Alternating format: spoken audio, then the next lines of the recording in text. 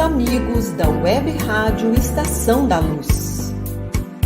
2022 está indo embora. É tempo de traçarmos as metas para o novo ano. A felicidade terrestre é relativa à posição de cada pessoa.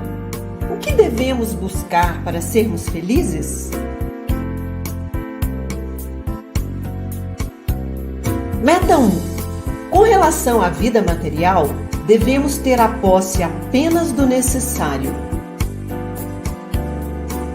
Meta 2. Com relação à vida moral, devemos ter a consciência tranquila e fé no futuro. Livro dos Espíritos, questão 922. Embora sejam metas simples, não são fáceis de serem alcançadas, não é mesmo? Nós, da Web Rádio Estação da Luz, desejamos que você se esforce para alcançar estas metas de felicidade material e moral.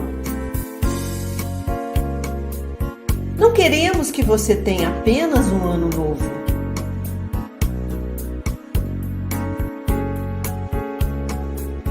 Desejamos que você tenha um novo ano e busque se tornar um novo ser, confiante em um futuro melhor, praticante do amor que Jesus nos ensinou. Muita paz em 2023.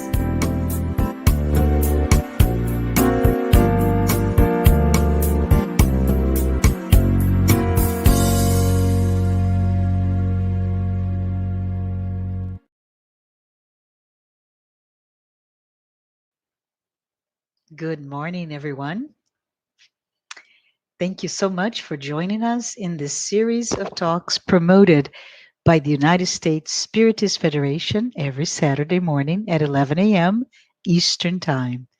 Today, I am so very happy to be here and host our talk where REJANE will be talking to us about the mysteries of the universe. Before we turn it over to REJANE, I would like to take a moment for all of us together do this small opening prayer. I invite all of us to please close our eyes. Let's take this opportunity to open our hearts, our minds, to all the spirits of light who are here present with us, along with our benefactors, those who guide us during our entire journey on earth. May we all be blessed. May REJANE today receive the divine inspirations during this talk, and may all of us be touched by those words in our daily lives. So be it. REJANE, it is so nice meeting you today. Welcome. Hope you're doing well. It is really great to have you here to talk about the mysteries of the universe. I'm so curious and appreciate your enlightening all of us on this subject. But before REJANE, you begin this very important message, I would like to formally introduce you. REJANE is the co-founder and vice chair of the Association for Spiritist Studies Allan Kardec. REJANE has lived and worked in Austria since 1989. She is a writer, she is a poet, and she has contributed to many articles in Brazilian Spiritist magazines. Professionally, REJANE is an electrical and nuclear engineer. She has a master's degree in the nuclear engineering from Military Engineering Institute, IME, from Rio de Janeiro. I would like to remind everyone in the audience, please take a moment to send your questions. We will allow time to address those, your comments, your questions, once REJANE concludes her presentation. Thank you so much, and thank you, REJANE. Please go ahead and get started. Good morning or good afternoon. We are in Austria. Here is about 5 p.m. I think you are at 11. It's a pleasure for me. I'm very glad to be with you, to communicate again in English. As I was telling Marcia, it was my working language for 30 years at the UN. At home, we speak German, and in the Spiritist Center, we speak Portuguese. With some friends, I speak Spanish. That means with others, Italian.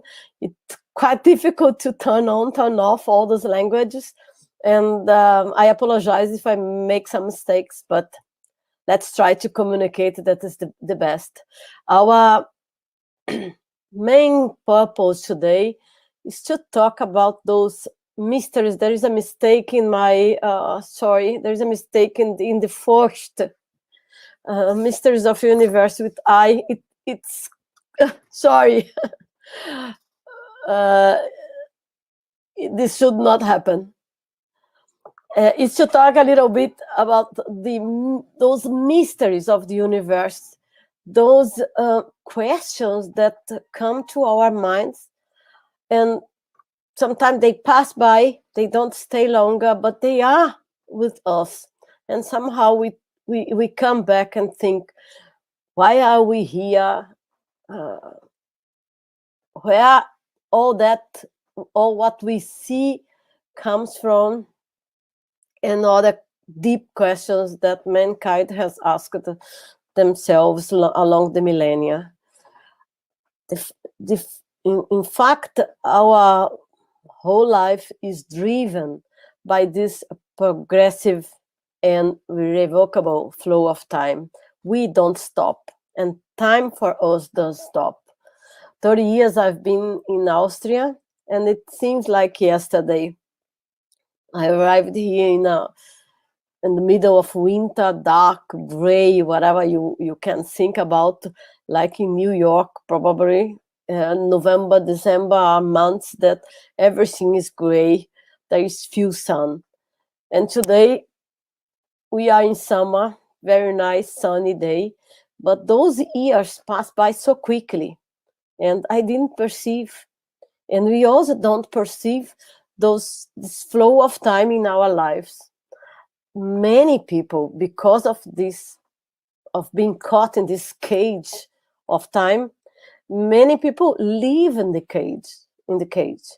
They are driven by tangible things in a very fragile reality, that people forget that this reality that we live is not the real life, is not the real world where we come from. It's just a time in the eternity. What is 70 years? What is 8 years? Nothing. But our society offers us so many pleasures, but not always provide for them. The media, the social networks contribute to form the social and cultural habits that prevent us to look to other life realities. Then what we do, the individual or the person thinks and reflects upon according to his own beliefs and notions of the physical reality that for him is the only possible reality. However, for since millennia, mankind is looking to unveil the mysteries of life. Where do we come from? Where am I going? What am I doing here? What is the purpose of my life? And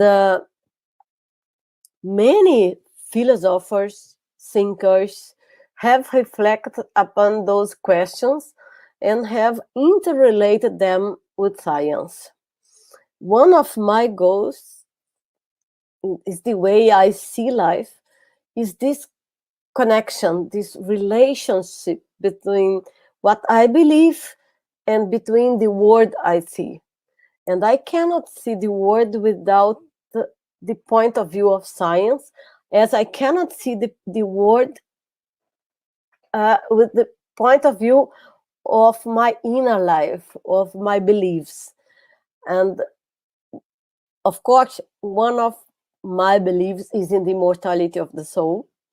The other is the reincarnation. The biggest belief is faith in God, and be sure that we are in a universe that is driven by a source, a force that we don't know what it is, that we name God. This force that writes for us what we call the divine laws, because they come from this force that we name God. This force drives our life, but it does command our life. Then one of the first mistakes that mankind has made is to think that God is looks like man. God, and this is the first question Kardec poses to the spirit: what is God? The second main important concept and think that we need and that we look for a better understanding is the origin of life. Where do we come from? And in the origin of life, we can think in two ways: where we come from as people, as spirit, as soul, and what is the origin of the universe. And we will talk about the two things. The other is the spiritual life. How is this infected, this spiritual life? How is life in the other side of the world? The fourth reincarnation, the cycle of life and death. If we don't face that we are here for a certain period, that we experience this reality, this life reality for a certain period only, and that we'll continue living in spirit as souls in another reality, then most of what happens around us will not make sense. And reincarnation gives the other step in this understanding. We come back. If we today fail, if we don't succeed in some of our experience, in some of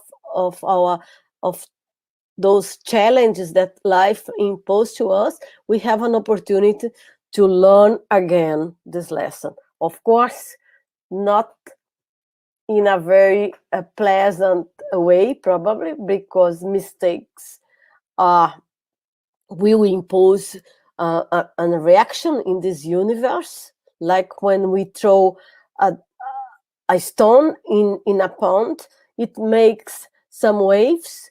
So our mistakes or our failures to follow God's laws, God's divine laws in the universe, they have consequences, and we'll have to face those consequences. That means responsibility is within what we are. If we don't have responsibility for what we are, for what we do, then we will live in this cycle of life and death, reincarnation, many centuries or millenniums, and suffer and pain will be part of our lives. If we wanted to cut this chain, we need to progress. We need to evolve spiritually. And evolving means learning. Learning means learning the reality of this world and learning the laws of the universe. We need to know where we live, what we are, where we go, from where we come from, that we can understand the universe. And we need to learn and to act within the divine laws or the moral Christ laws, that we get in harmony with this universe. Then the sovereign laws of the universe are as well as important as we are, because if we don't follow them, we'll get disturbance, and we will disturb the universe, and we have consequences in our life from those disturbances. Kardec put that very easily, much nicer than what the way that I'm saying here in Spiritism, when he built this doctrine, this beautiful concepts that Spiritists bring us. Then for me, and I believe for you that are listening to me here, Spiritism answers the essential life's questions. Science tries to answer some of them. Philosophy tries to answer some of them. And Spiritism, by bringing philosophy, science, and the moral aspects of religion together, it brings a better understanding of life. Then we will focus here in basically two aspects of life, of all those questions. The first, what is God? As I've said before, God is not something that is not someone that is similar to the humankind. This was, I think, the mistake of religion. It's putting God in its anthropomorphic way, concept. For Kardec, for us, God is a force. It's a force that is the creator. Is this intelligence, sovereign, with sovereign wisdom and goodness. The creator of the primordial, the first elements that gave origin to life, or that give origin to life, because God creates always. So said Jesus, my Father works constantly, always. Then God creates what? According to Spiritism, God creates the intelligent principle and the material principle. Then we are talking here about what is the origin of life in two aspects: the origin of the universe and the origin of life, of us. Science talks about only one aspect. Science talks about the origin of the universe. When science looks at the origin of life, they get no answer. Because how to explain that suddenly someone who was alive, all its work, his bodily functions start dying, stopping, the cells die, and suddenly there is no life force. And how to explain that these two cells that combine themselves at the conception will generate a new life, a new human being, a new animal, or the seed will bring a flower. Those are mysteries that science explains somehow, but this life force is not explained by science, neither by none of the philosophy that we know in our days. Then God creates our universe and creates in these two the intelligent principle and the material principle. But before we go for that, I don't want to forget to mention that when we study Kardec, when we read Kardec, we need to think that Kardec lived in the 19th century. The codification was published between 1857 1868. At that time, the universe was conceived as an eternal and unchangeable universe. The universe was the Milky Way. In the 19th century, this was the universe. Now, look how different is the universe today, in 2021. We have now a dynamic universe. There are stars that are being born, stars that are collapsing and dying. There are many galaxies. The whole observable universe is over 13 billion years old. That means, look the difference. Then when we read Kardec, we need to think that the spirits that provided the answers to those mediums that Kardec could make the doctrine, could write the doctrine, they also have to adapt their knowledge, their wordings to their terminology to Kardec's time. Then much of the way that they talk about time, universe, life, is using those terminology. It's important because many people think, okay, Kardec is old. We are in the 24th century. Why should we listen to someone from the 19th century with such a language that we cannot understand today? That is not true. Kardec, the bulk of the doctrine, is as much true in the 19th century as it is today.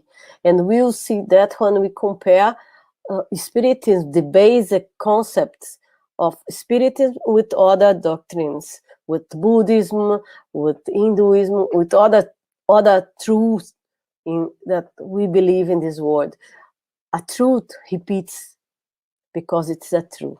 If it's not true, it will disappear. I apologize. I have two screens here, and now I don't know where is my PowerPoint. Got it. Thank you. Then science at the 19th century was also marked by many new discoveries. When we talk about in the Genesis about the formation of the earth, we have to keep in mind that the principles of geology were discovered by Lyell in 1830. And Kardec wrote the Spiritist book in 1857. That the origin of the species by Darwin was published in 1859. That the table of elements came in 1869 after Kardec. That the laws of magnetism, and this is quite important, were written by Maxwell in 1873, and the electromagnetic waves came in only in 1887. Why we are talking about that? Because magnetism was already known between quotes in Kardec's time as the magnetism, what we call in Portuguese passes, the giving the bioenergy, a biomagnetism. But electromagnetism was not really known. The electrical force, how they say, and the magnetic force were known. But the two, when they are perpendicular to each other, they form the electromagnetic force and waves. This was not known. And this is basic. Time and the space. At time of Kardec, time was not seen as a relative, because it was introduced as a relative by Einstein in 1905. like the concept of space-time together and space as a dynamic, space-time as a dynamic concept, let's say, it also came only with Einstein. In Kardec time, nevertheless, in the Genesis, written in 1868, we'll read there that time, in the chapter 6, time is the sequence of things. That means the spirits already try to bring that the concept that time really does exist, that time is perceived by us in this universe as the sequence of things. This is a concept quite actual. The other important concept, space is infinite. And the more in the same chapter, it's the spirit of Galileo. He says, we travel always at the same speed of light, when he gives an example of the universe. What I'm trying to convey here is that we can see the concepts of the actual science, our current modern science from our 20th and 21st century, in what the spirits told Kardec in a veil, like say, but already telling us what to expect and giving means to understand the reality we live and the reality we think about as the spiritual reality. How science explains the creation of the universe. The theory today that explains the theory of the formation of the universe is the Big Bang theory. The Big Bang assumes that there was no time at that time. There was no time. There was a state of high density and temperature, an initial state of high density and temperature, and there was not in fact an explosion. It was such an intense density and temperature that it created an expansion, and this first second is unknown by science, because science cannot get in this first second of our universe, because we observe the universe through light, through electromagnetic sources, through waves. And at that time there were protons, neutrons, electrons, but the photons were caught in those mix of particles, many particles, and light and we cannot observe. I was just reading today in the morning in the Scientific American that someone was researching. They suppose that if they observe the cosmic gravitational wave, they can infer, they can look at those first seconds of our universe, but at the moment we cannot. Then the Big Bang also say that light came only after this first second, and the atoms were created after 379,000 years. The first atoms were the hydrogen and helium. And this we can observe today in science through the cosmic background radiation discovered in 1964. Then now, what I want to call your attention is when you read the Genesis, mainly the chapter 6 and and following, keep in your mind this theory and look at the Genesis, how Galileo Galilei explained time and space and the creation of the universe, and you see the similarity. Now, after 1.6 million years, we have the star and galaxy, and our whole universe was created. Now, what we know from the Spiritism, much more than that, because this explains only how matter was created. but we wanted to know how we are created. And the spirits told Kardec that God creates, what I already repeat here 3 times, the intelligent principle, look at that, and the material principle. From that intelligent principle that we can understand like a seed, we are created as spirit. Initially, we are a simple spirit. We have the seed of intelligence. We have the seed to discover ourselves and to learn. And through learning, we will grow, we will progress, and we will reach higher evolutionary levels. But how do we grow?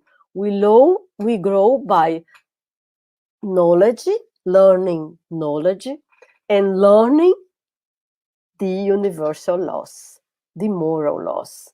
If we learn only in one way, if we learn only through our rational and intelligence, through the purely, we will not master the universe, because we will make mistakes.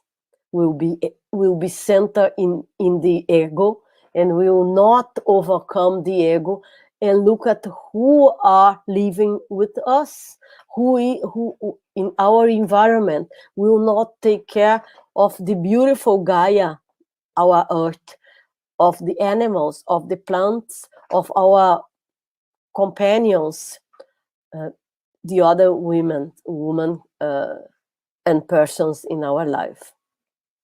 But if we learn in the 2 ways, and this learning is never a straight line, is always a parable or a curve, then because we learn through experience, and through the experience what we do and how we feel, and also we learn through the experience of the others. That means by example. Much more difficult to learn in this way, I should say.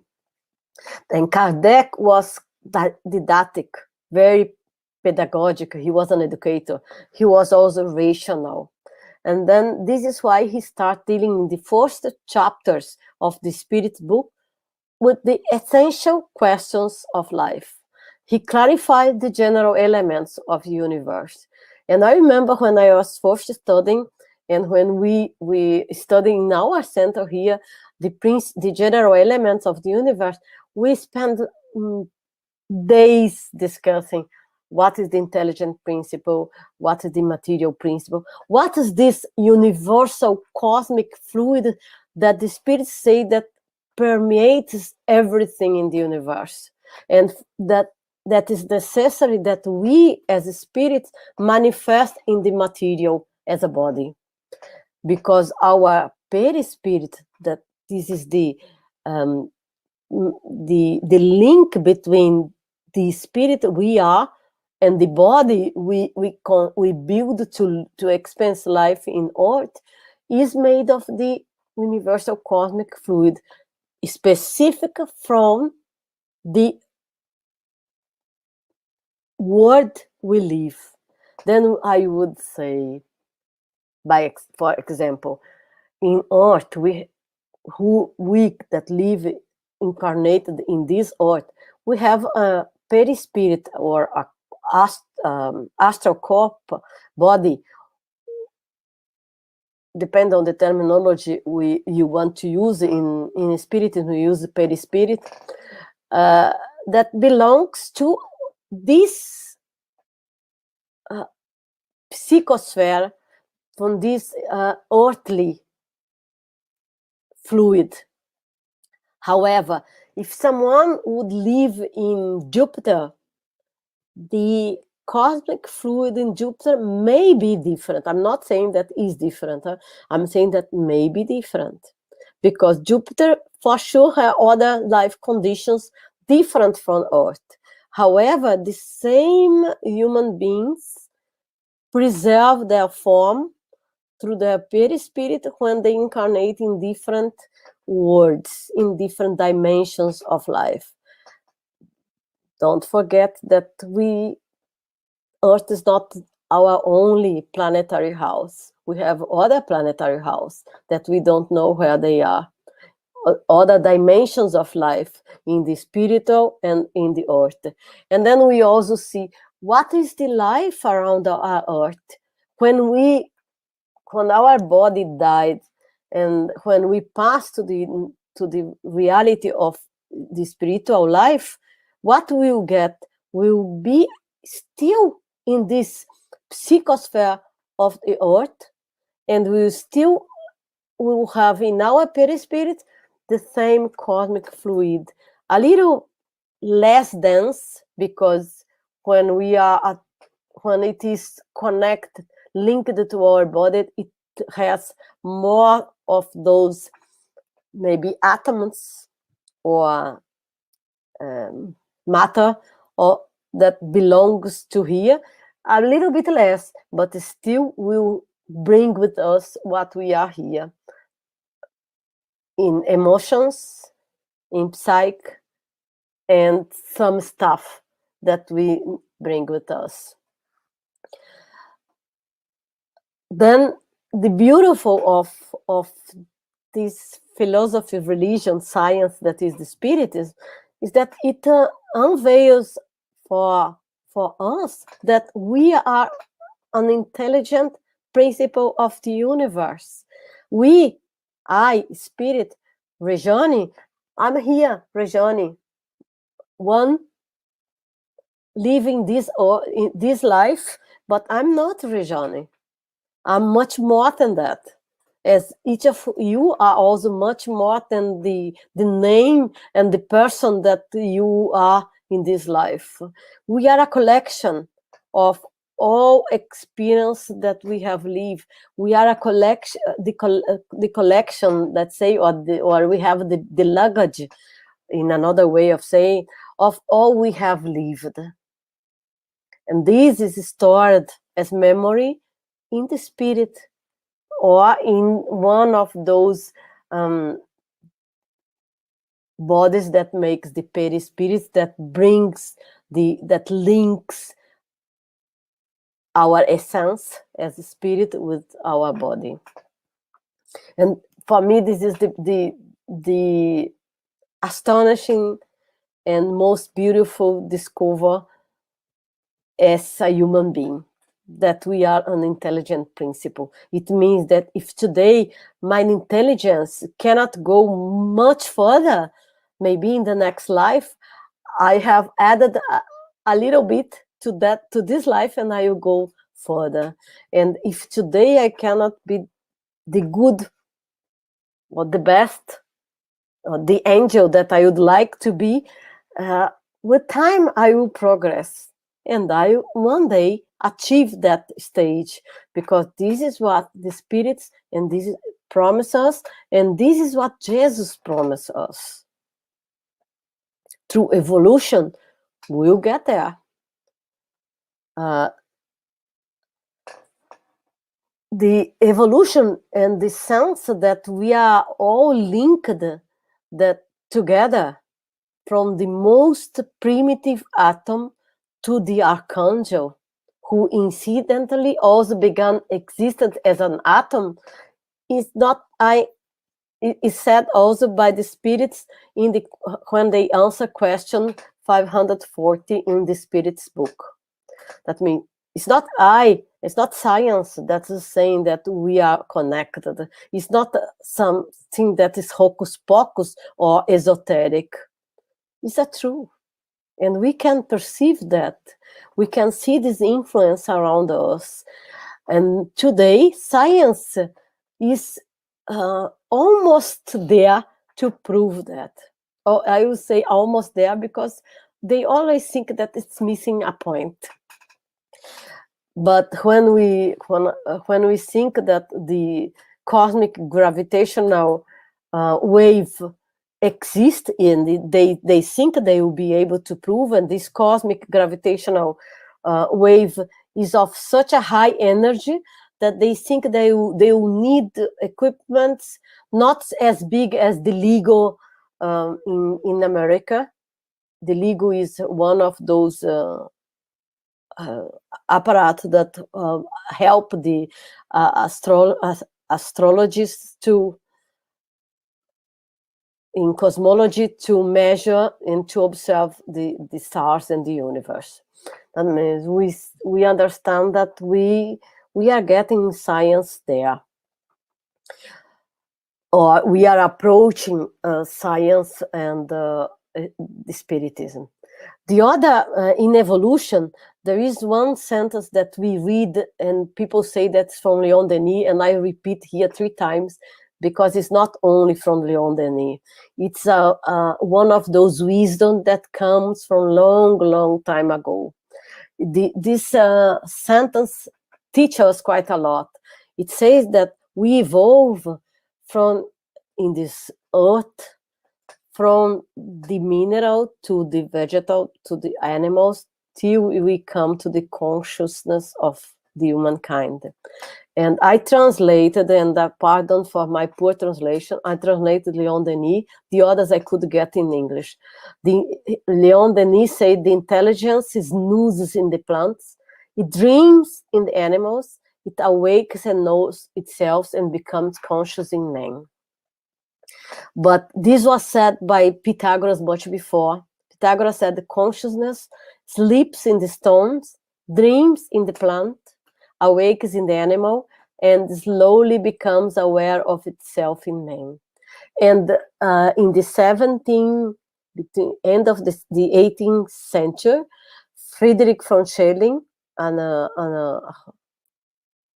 European, I think he was a German, he said, mind sleeps in the stone, dreams in the plant, awakes in the animal, and becomes conscious in man. Why I'm saying that? When I'm marking this sentence, because it tells us about our evolution.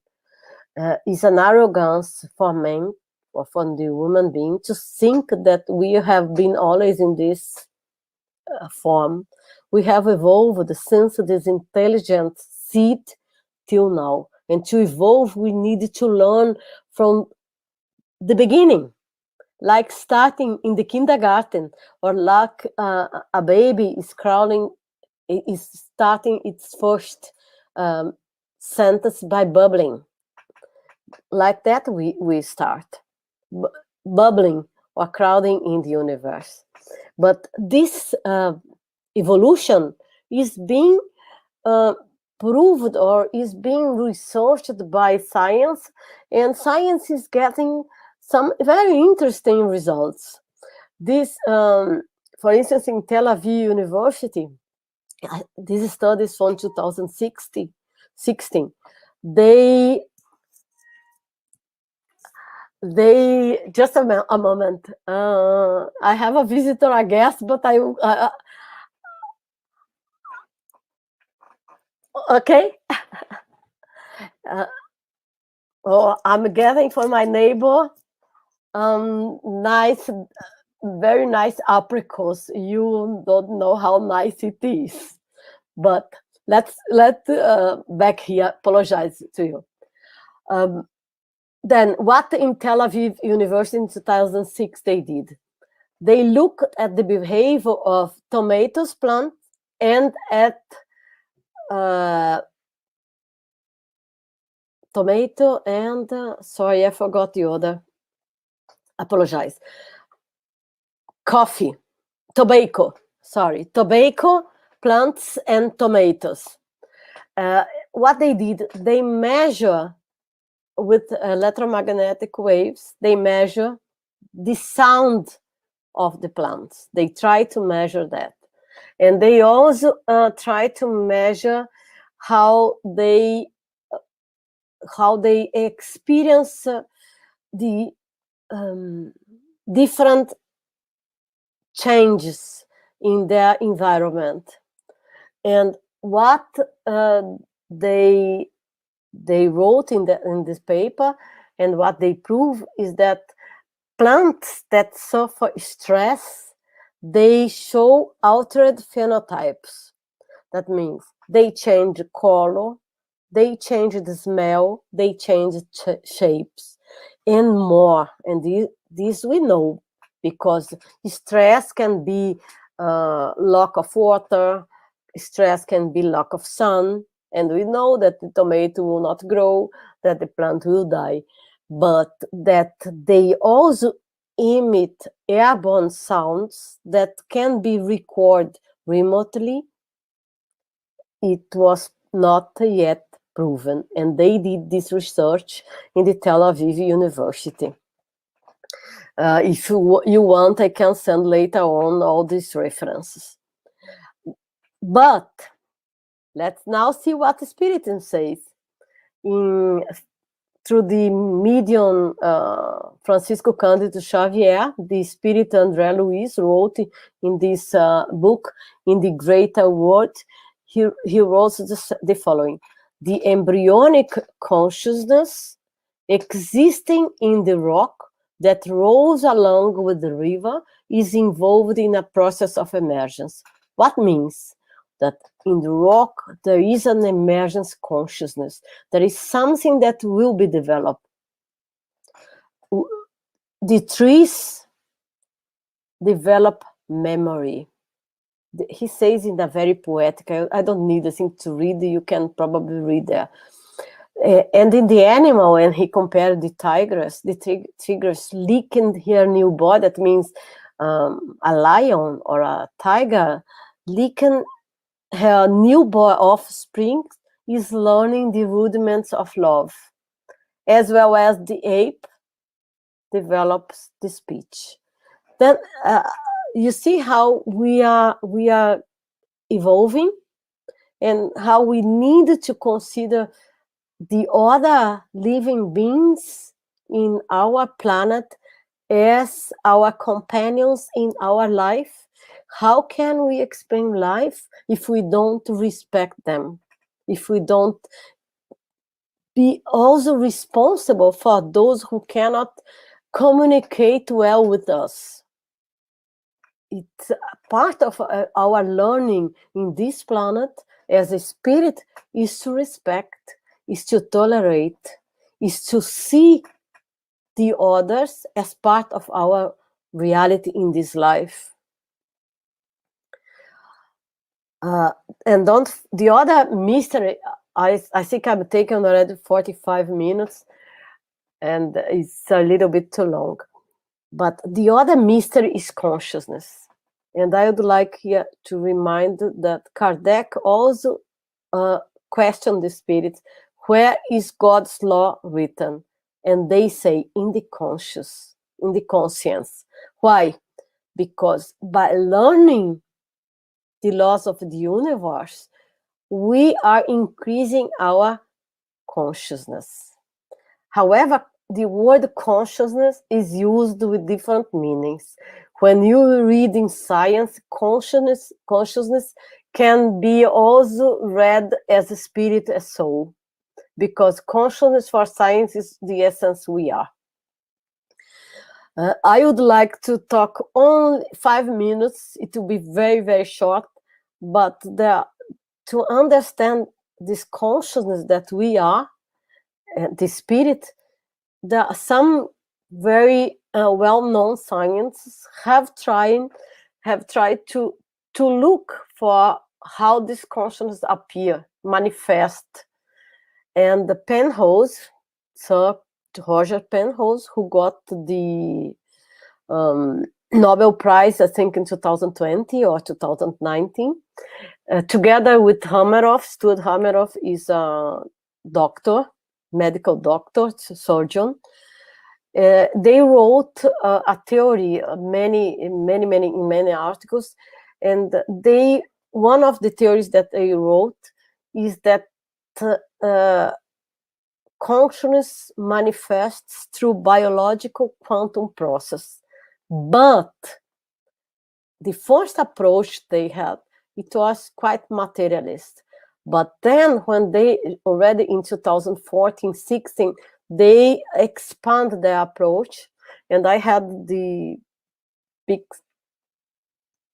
pleasure, I would say, in my life to meet Hameroff already 4 years ago. more than 4 years ago, 2016, and we were in the same hotel, in the same conference, and we had good chats. And he's not a materialist. At least I couldn't see that. He was quite a deep and one of the most intelligent person I've met. And they also say that there is a consciousness that could be deeply related to the operation of universal laws. That means they are intrinsic.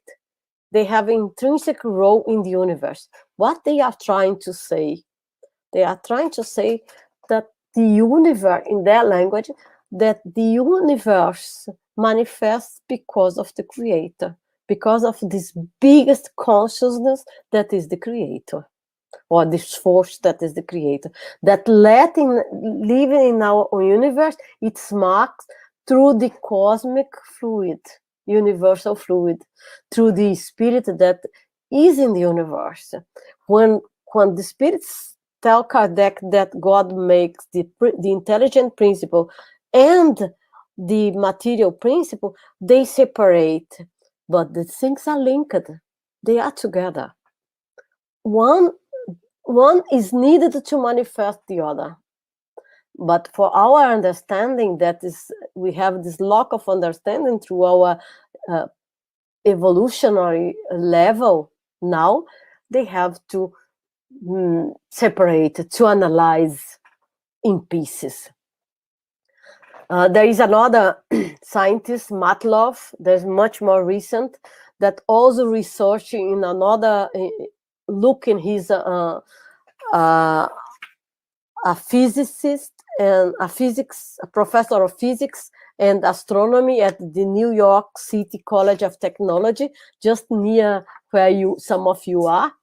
And he made a beautiful research. I will not go much further on that because I think I'm taking too much time, but who wants can talk to me and I send the paper and I can discuss with.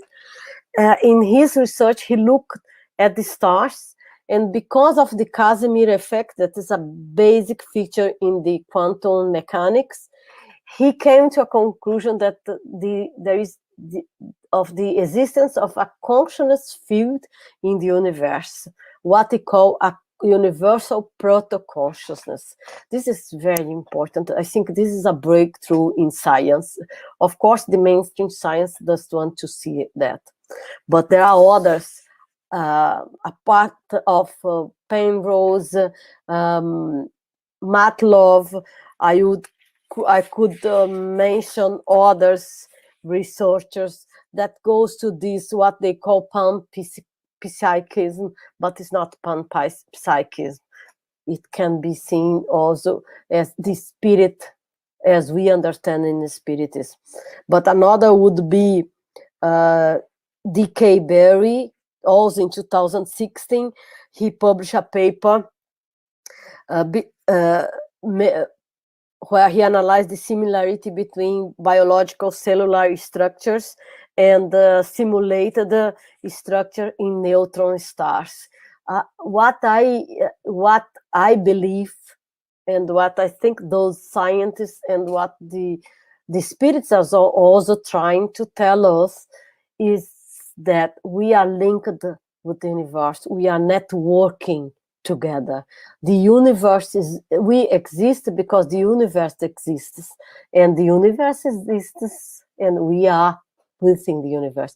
Then when we remember how the Buddhism and the Hinduism also think about this unite, or the oneness of the universe, they say that we are one with the universe, or we can achieve this state of one of the universe. In Spiritism, we would say we can achieve our plenitude. We will be angels, archangels, or higher spirits. And with that, I could go on a little bit more, but I think with that, we finish. Leaving for you to think how beautiful is our life in this universe. When you at night or in the morning, when you can look at the the sky and you see the stars, remember that there are many words up there. We are just one word here. We can live here now, and we can live in other universes, in other dimensions of life. But in any life that we will live, we will need to follow the moral laws of the universe. And the biggest law is love. Without love, we don't live. Thank you.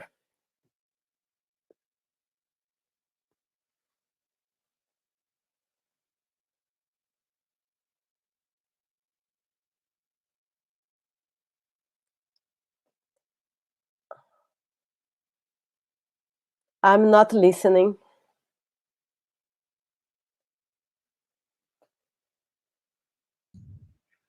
Hi, sorry for that. My microphone was on mute. I just want to say thank you. Thank you, Rejane. And let's see if we have any questions. Again, I'm not listening. So the first question, can you hear me? I'm not sure if I am having technical difficulties or well, Yasko said, hi, Rejane, thanks for the great information. Jesus, 2,000 years ago, only could leave the notion of a fatherly God in replacement of a punishing God, still an anthropomorphic entity. With the significant progress in science, from micro to macro cosmos, especially in the last 2 centuries, I'm wondering whether one of the things Jesus said the people of this time could understand, but would be revealed later, wouldn't be the notion of a anthropomorphic God. So what is the impact this new concept would make to attract back people to God, to religiosity, and to spirituality? Marcia, I think I lost most of what you talked. What is the question? Is the first one that is here in the chat? I cannot. Yes. Yes. Yeah. How to better understand Kardec when we use so many different words? Yeah. Okay. Look, Kardec talks about fluid. The concept of fluid at Kardec's time was different than the concept of fluid we have today. When we talk about fluid in science today, we think about plasma. When we talk about energy in Kardec's time, we think more about the energy as something that produces work. Today, when we talk about energy, we talk about the concept of fields of energy. That's quite different than what Kardec said. There are people in Spiritism and physicists that they believe that using the word fluid is okay, and we understand the fluid as a plasma, and they follow like the Kardec. I prefer to use the term to place fluid as fields with the concept of field, because fluid, it brings the idea of gas, of water, and it's not what really they wanted to tell us. That means when they talk about the cosmic fluid, we are talking about a bigger field. We can say energy field, but many energies, because in the cosmic fluid we had all types of particles, of energies there. We have the electromagnetic force, we have the forces that combine the atoms, the weak force, the strong force. We'll have the bosons and all these stellar sources. I mean, when we look at the Kardec, try to look at, if we are assigned, if we are from the science, from the STEM, look at fields, I would say. For me, would represent better. Energy is another concept, because energy is particular for each type of energy. But it's still an energy. We say here that we give bioenergy. What can we do?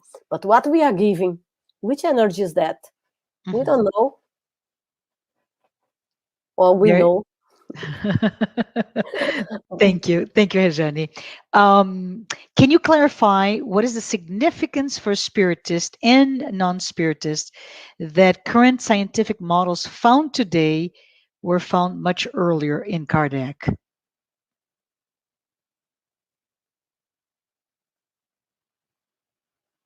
I'm not sure if I understood correctly the question, but for us spiritists, I think Kardec brings us the knowledge that was hidden. He unveils some mysteries. For the non-spiritisms, I would say for someone that does believe in God, it's quite difficult to explain spiritism. But however, when we explain the moral part of spiritism, I think everyone will agree. Look at the current scientific models and link them to spiritism. For me, is a way to convey a message to those who don't believe, or who believe is not really the word, because when you know, you are beyond belief. You know, you incorporate this knowledge within yourself. And when we say believe is something that you believe today, maybe tomorrow you will not believe. The goal to bring the scientific theories, models linked with the concepts and the knowledge that spiritists brought us is to understand better that our science is progressing, but those spirits have already had more knowledge that we have now. 150 years ago, they already knew about time and space. They didn't say it, but they knew it. 150 years ago, they knew about the spirit. They knew about this proto, how they call here, proto-consciousness of the universe. They don't call proto-consciousness of the universe. And our science does want to go beyond the material, no? That is another problem. But I think this is the main purpose of linking both. Yes, absolutely. So Daniel, hi Daniel, said, what is your thoughts about those who believe that when we die, we'll go back to the source and become the combined forces and intelligence of the universe? I think what maybe I'm not sure what I said, don't remember, but when today we know the spirits in this earth who are incarnating the earth, we are all imperfect spirits. We are not such evolved spirits. Maybe 10%, with good guess, 10% of the souls incarnated in earth will be good spirits. Those that master the goodness and can live without making many unsuccessful experience. When we die, when we leave this body, we will have to deal with what we are. I don't think that we are going immediate to the stars. I think we will stay in this psychosphere of the earth, because we have in our perispirit much of this psychosphere. If we are a very high evolved spirit, if one of us, maybe someone of us is, they can choose, like the spirit says that Dr. Bezerra de Menezes and Madre Teresa of Calcutta, or Gandhi, those who have already shown in this life that they are evolved spirits, more evolved spirits, maybe those they can choose. And they say, no, I don't want to stay here in this psychosphere of the earth. I go beyond that. And then they go beyond to the level they belong to. but not beyond what they can. Don't forget that the stairs of the evolution are infinite. The stars are other things. The stairs of the evolution are infinite. We are at the beginning of them. We are just stepping the first step at the first steps of our evolution. Someone that is more advanced, like Jesus, is in the stars. And by the way, when those scientists talk about this, that they think that around those big stars, those peculiar stars in the universe, there is this proto-consciousness. I remember that Jesus and the high spirits, they convene for a meeting in the sun to decide as the spirits talk to, I think, mentioned to Chico Xavier, I believe. I think, yes. Divaldo mentioned this in one of his lectures, and now it's not in my memory in who got that through, who is the medium who got this message. But Divaldo says that before Kardec reincarnating in Earth, there was a meeting of, mistake. Before Jesus came to Earth, there was a meeting in the sun to decide the destiny of Earth. If those high spirits meet in the sun, there is a consciousness, higher consciousness there. Yes, yes. I can't wait until we have all of that scientific thoughts come to us, right? I don't want to bother anyone with my it's awesome way of thinking. Yes, don't worry. So Louise mentioned, thank you, Louise, for your question. I totally agree with your view of mapping the old meaning of fluid with the current meaning or field. What would be your interpretation or mapping of the word vibration in the spiritist context? Great question. Yeah, a good question. We understand vibration as frequency, in science. Still, we wanted to understand vibration as frequency. But frequency can tell us about electromagnetic frequency. Usually, we use frequency for that. But we can also use vibration for sounds. Vibration is sound waves. That means when the spirits talk about vibration, we need to look carefully, because electromagnetism is frequency. Sound waves have frequency also. We can say that, but we need to look carefully about that. We will need a study about the different vibrations. What is the vibration of a spirit, of a soul? The soul manifests with its perispirit. The perispirit has luminosity. Luminosity would be electromagnetism, frequency, light frequency. But it has also expansibility. That means this is another frequency, is another vibration. We need to be careful. Yeah, I think when we compare science with spirit, we need to be careful, and we will need to map really how the colleague here said the word vibration and understand. But I would ask you, do we understand what is the perispirit? We have a lot of theories, but there is no really scientific study of the perispirit. We study the perispirit through what we know from the spirits, from the communication of the spirits, and from observation of mediums observation. Carefully. And if I use sometimes the word frequency, I may make mistakes. Vibration is what I think the spirits use in the codification, but we need to analyze. Very good. I would even say, Rejane, that all of us, as we, you're in Austria, so you started this talk with different languages, right? And maybe we need to define what I mean by that, blah blah blah, right? Very, very Yeah, good. Thank you.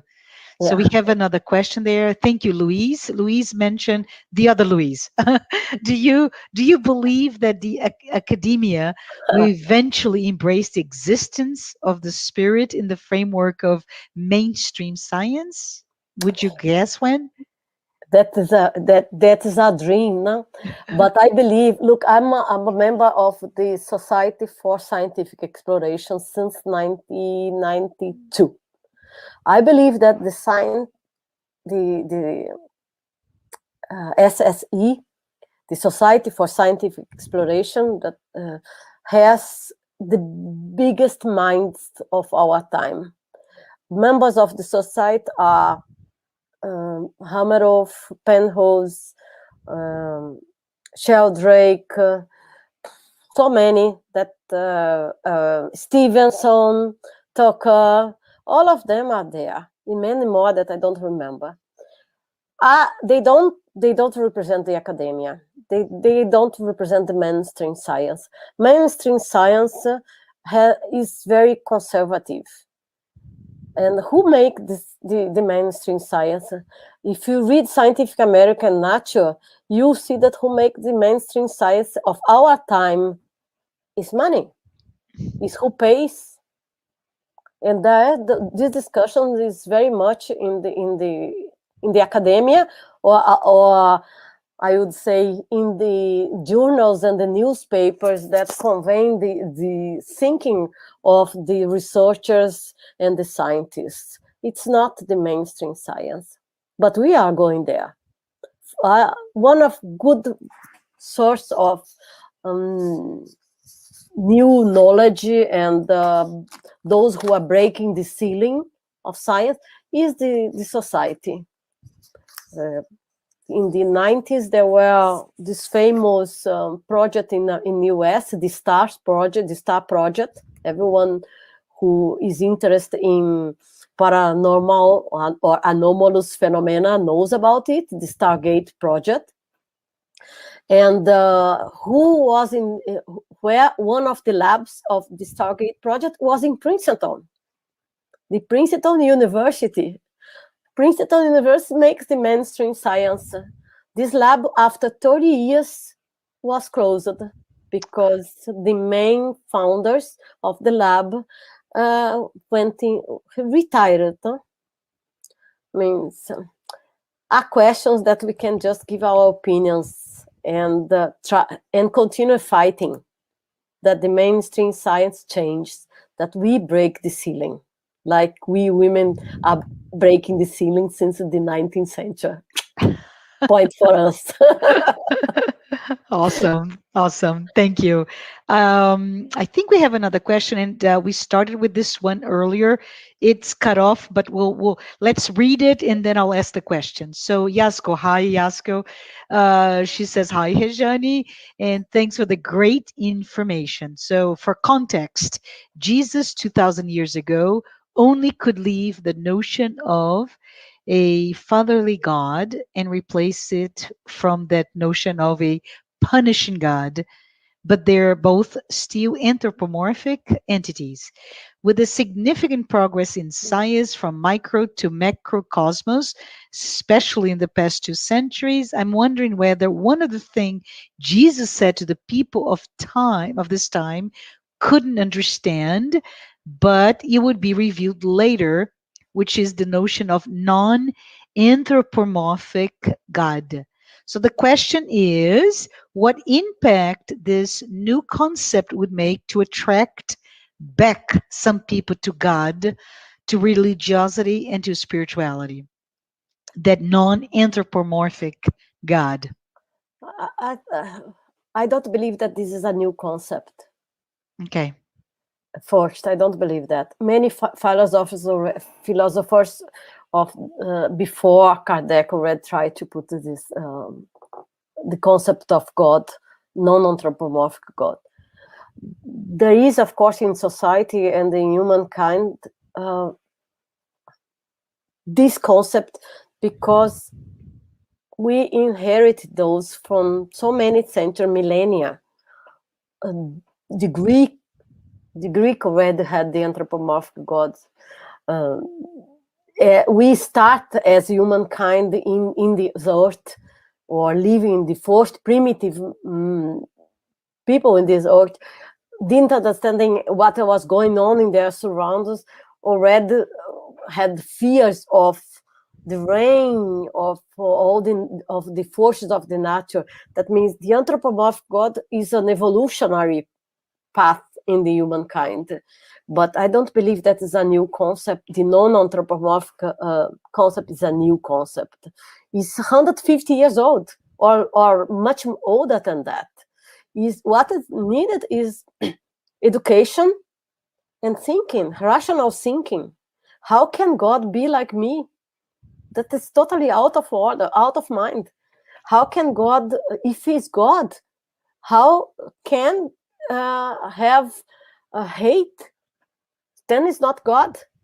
For the definition, I mean, there is a inconsistency in the God of the Jewish and the God of the first Christ, or the God of the old religions. Mainly the Christian and Muslims have these anthropomorphic gods, because the Greek are now most Christians, Orthodox Christians. But it does fit. For me, it simple does fit. It's easy to explain for anyone that does believe in God. And even I was discussing with very young people last Sunday, and one of them said, I don't believe in God. And I said, why don't believe? And his argument was exactly that, because I cannot believe in an anthropomorphic God. And I said, oh, then we can discuss. I also don't believe in this God. I wrote I'm sorry, not being arrogant, but the International Spiritist Council published the review, the Spirit Review, again published the Spirit Review. The first new issue, I published an article called Mine, Yours, Our God. Everything I think about God is there. Much better than I could here explain in 2 minutes. If you want, is Yasko Arakawa, I can send you. It's also available at the internet, in the International Spiritist Council website. This is great. Thank you. Thank you so much. We are approaching the end. I don't know that we have another question. So I just want to say, everyone, thank you. Thank you for being here. It's so great. It's so enlightening. And I love your call for action to see God again through science.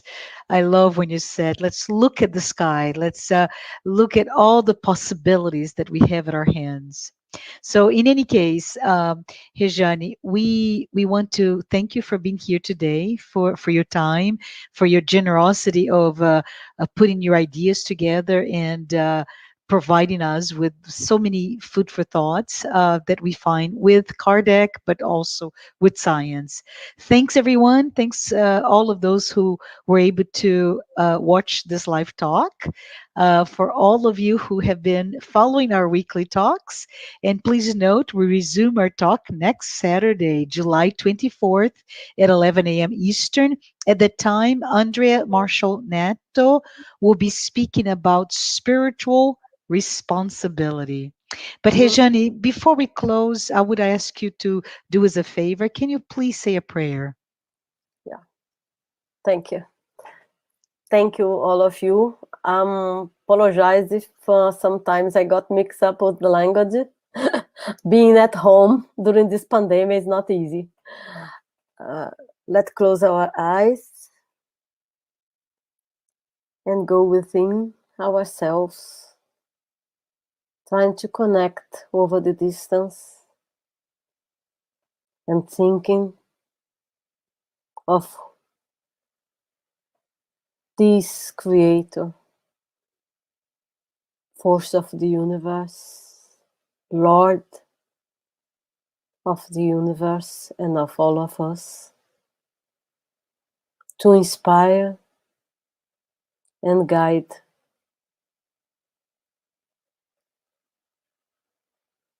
our journey in this life and our journey in all the lives that will come. Beloved Jesus, our friend, our Master, be with us and have mercy to the earth. Send your light, the love to all the souls and the beings, alleviating suffering, helping those who are sick in the hospitals or at home, who don't have a hand to hold. Be with them, Jesus, and be with us. Blessing our families, our companions, our friends, and the whole world.